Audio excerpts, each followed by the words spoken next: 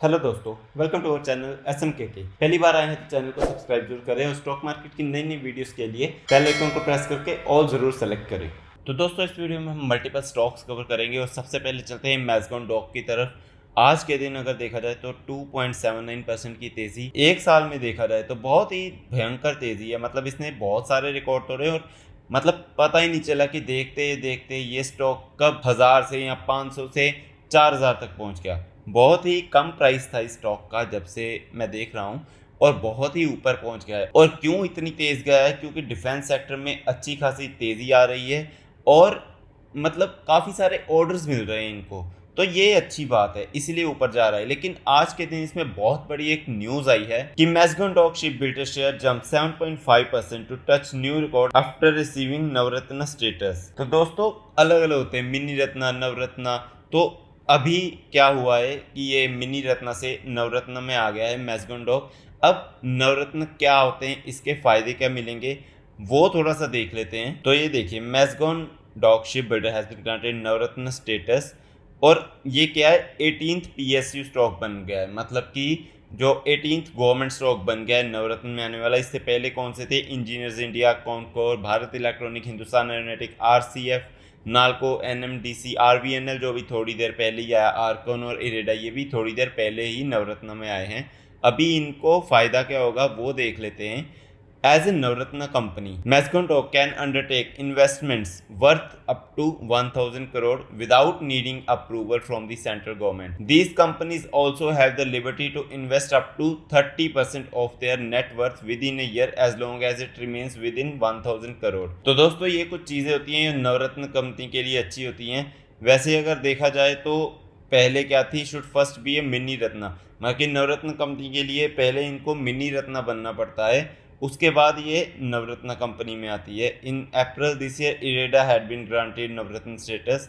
तो आप सब देख ही रहे हैं कि कैसे ये गवर्नमेंट कंपनीज, हमने RVNL भी पहले देखा था कि RVNL भी मिनी रत्ना से नवरत्न बनी थी। और देखा जाए तो मैज़गॉन डॉक ने 2024 में 74% की रिटर्न दे दी है। और जैसा कि मैंने आपको बताया ही है कि इसने सारे रिकॉर्ड तोड़ दिए यार। 5 साल में देखो 2330% की रिटर्न कितने में होता था? 168 पे। उसके बाद तब किसी ने सोचा भी होगा एक 4000 तक पहुंच जाएगा। मतलब 2022 में अगर देख लो 246 था। उसके बाद से ऊपर आना शुरू हुआ क्योंकि इंडिया का डिफेंस काफी स्ट्रांग हो रहा है और अभी मतलब ये रुकने वाला नहीं है। आपने HL देख लिया, अभी 6000 के आसपास पहुंच चुका है। तो मैज़गॉन डॉक भी आगे जाने का पूरा दमखम रखता है। हाँ, सिर्फ एक चीज़ है कि इसकी शेयर होल्डिंग जो है वो 86% है गवर्नमेंट के पास, तो उनको 75% करनी ही पड़ेगी। तो उस टाइम प्राइस थोड़ा सा एडजस्ट होता है। ज़रूरी नहीं है कि ये तब डाउन ही जाएगा, लेकिन चांसेस होते हैं कि तब शेयर थोड़ा सा डाउन हो जाता है। नेक्स्ट कंपनी की बात कर लें, वो कौन सी है? Vodafone idea. दोस्तों, मैं कभी भी इस कंपनी को बाय करने के हक में नहीं हूँ। मतलब पहले भी नहीं था, अभी भी नहीं हूँ, लेकिन आज इसको कवर इसलिए कर रहे हैं क्योंकि कुछ अच्छी न्यूज़ आ रही है इसके बारे में। आज इसीलिए 4.94% की तेज़ी है। अगर एक महीने में देखा जाए तो 19%, एक साल में देखा जाए तो 135%। कहाँ से कंपनी आई है? 7 रुपये से ऊपर कहाँ तक आई है? 18 रुपये। मतलब ज़्यादा बड़ी नहीं है लेकिन फिर भी ग्रो कर रही है। उसका रीज़न देख लेते हैं। एक तो है कि कंपनी बात कर रही है सैमसंग के साथ उसका जो एक्सपैंड करने के लिए 4G नेटवर्क है उसको एक्सपैंड करने के लिए, और 5G भी लाने की बात कर रही है। तो ये अच्छी बात है क्योंकि अगर देखा जाए तो दो ही नेटवर्क कंपनीज जो हैं हमें मार्केट में देखने को मिलती हैं जो अच्छा कर रही हैं, वो दोनों 5G ला चुकी हैं और वोडाफोन अभी कर रही है। और ये सारा क्यों हो रहा है? क्योंकि सरकार ने इनको बोल दिया है कि जो आपका कर्जा है वो आप इक्विटी में डिल्यूट कर दीजिए, तो उससे क्या होगा, कंपनी बची रहेगी। अभी सरकार BSNL में भी पैसा लगा रही है क्योंकि उनको भी पता चल गया है कि जियो और एयरटेल दो ही लोग रह रहे हैं, तो ये पैसा बढ़ाते रहेंगे तो ऐसे तो खत्म ही हो जाएगा ना। डुओपोली चल रही है तो बाकी नेटवर्क तो खत्म ही हो जाएंगे। तो इसीलिए सरकार जो है अब थोड़ा सा इन पे ध्यान दे रही है, वोडाफोन और आइडिया पे एंड BSNL पे भी। और दूसरी न्यूज में क्या आई है, Vodafone group planning to invest up to ₹3000 crore in Vodafone Idea. तो दोस्तों, वोडाफोन ग्रुप प्लान कर रहा है 3000 करोड़ इन्वेस्ट करने पे।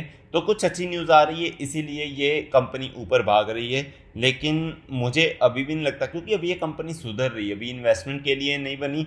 हाँ, थोड़ी देर के लिए आप पैसा कमाना चाहते हो तो आप कमा सकते हो, लेकिन इन्वेस्टमेंट के लिए कंपनी मुझे अभी तैयार नहीं लग रही। नेक्स्ट एक और स्टॉक कवर कर लेते हैं, अमारा राजा बैटरी।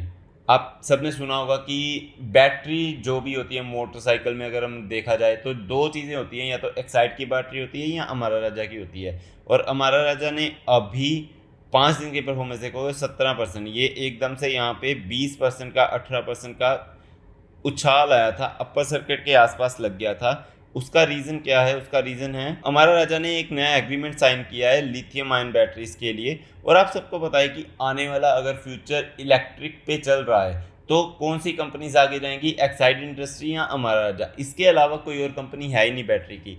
तो दोस्तों इसीलिए इन पे ज़्यादा फोकस रहता है। ये इसीलिए कि इन्होंने अभी डील साइन की है किसके साथ? गोशन हाईटेक के साथ। और फ्यूचर में अगर इलेक्ट्रिक व्हीकल बहुत अच्छे चलते हैं तो ये स्टॉक बहुत ही ऊपर जाएगा। अगर 1 साल में देखें तो अच्छी खासी रिटर्न दी है इसने 158% की, 5 साल में देखें तो कम रिटर्न है, क्योंकि ये 20 में जब बुल रन आया तो ये स्टॉक देखिए कितना भागा था। ये एक ही साल में 130% की रिटर्न, लेकिन उसके बाद ये डाउन आ गया।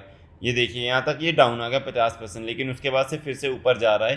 तो अच्छी खासी रिटर्न बना के दिए पिछले 1 साल में। और अगर ईवी बिजनेस अच्छा चलता रहा तो अमारा राजा बैटरी और एक्साइड इंडस्ट्रीज दोनों ऊपर जा सकते हैं। नेक्स्ट एक और स्टॉक की बात करते हैं, लेकिन उससे पहले उसकी न्यूज की तरफ चलते हैं। EV stocks to benefit as government plans ₹60,000 crore capex for e buses.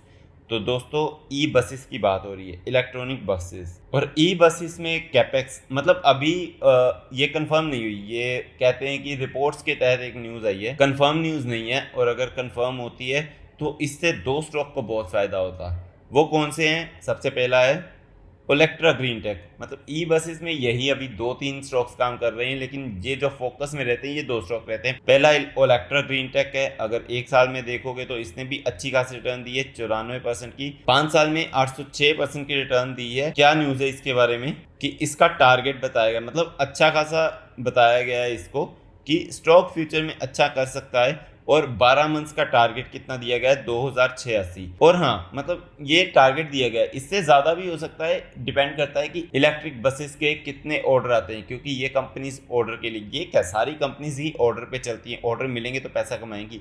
और दूसरी कौन सी आ जाती है ईवी बसेस के लिए? JBM auto. ये ऑलरेडी 2117 पे 1 साल में अगर देखें तो इसने भी 98% रिटर्न दी है, और 5 साल में 2243%। तो दोस्तों ये दोनों जो है वो ईवी बसेस के लिए अच्छी खासी है। और जो पहले मैंने बताई Exide industries and Amara Raja battery, तो दोस्तों ये चारों स्टॉक्स डिपेंड करते हैं। अगर इलेक्ट्रिक बसेस और इलेक्ट्रिक कार्स फ्यूचर में चलती हैं तो ये स्टॉक बहुत आगे जा सकते हैं, नहीं तो ये डाउन भी आ सकते हैं। नेक्स्ट और लास्ट स्टॉक की बात कर लेते हैं, वो कौन सा है? एवनमोर कैपिटल एंड मैनेजमेंट।